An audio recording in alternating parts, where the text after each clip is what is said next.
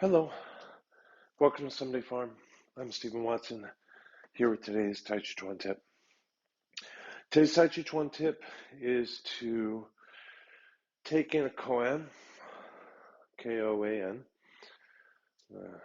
sort of Buddhist teaching tool, or Chan Buddhism, which I don't want to do a lesson on here today, so you can read about it or learn about it from me in class.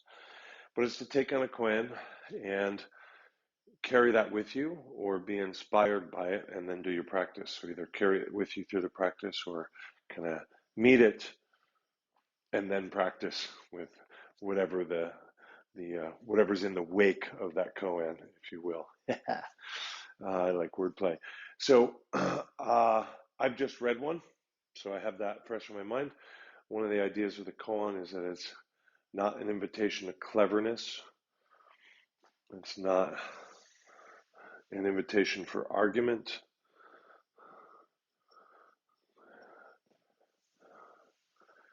And it can exist as a challenge to the unawakened mind. And as I'm expecting those of us watching are not enlightened, it won't simply be a passing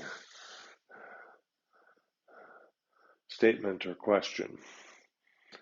It will instead be a little pebble in the shoe, a little sand in the shirt, a little friction in the mind.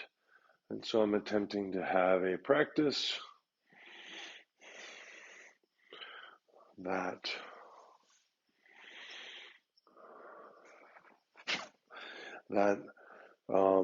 is inspired by, affected by, carries with it that particular koan. So enjoy that, and remember, your teacher wasn't a riddle to everybody.